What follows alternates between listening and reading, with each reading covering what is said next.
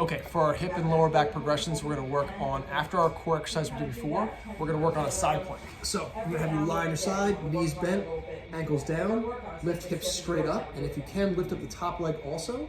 Try to lift up that top leg as much as you can without moving your lower back, and then come on back down. So lifting straight up without arching your lower back, move that leg behind you without arching or rotating your lower back, and then come back down.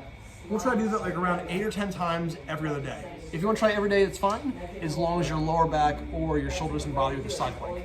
The next thing we're going to do is we'll work on our standing rotation-based exercises and our standing leg circle-based exercises, and they're going to move into some lunges that we're going to do every other day. So with our lunges, take a staggered stance and think about sinking straight down and back.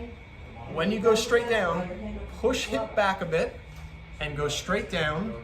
Only go down as far as you feel comfortable. Pause there for 2 seconds. I'm focusing on keeping my hip, knee, and foot all in good alignment. And come on back up. For your right side, your hip's gonna wanna shoot out to the side. Think about pushing hips straight back as you bend hip, knee, and ankle.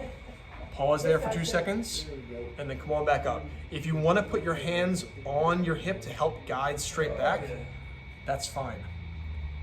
So we're gonna do that motion.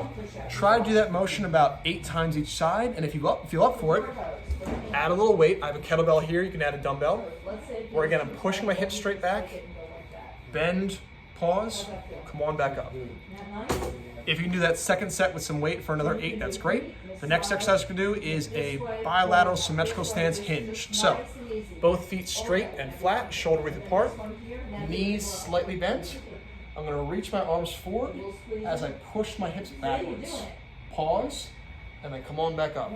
The goal of this exercise is to learn how to push our hips straight backwards and then forwards.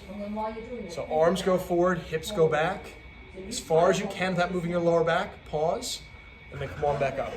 And for that one, we want to focus on using that movement pattern whenever we're lifting our son or lifting things from the ground up, trying to think about pushing our hips back before instead of using our lower back.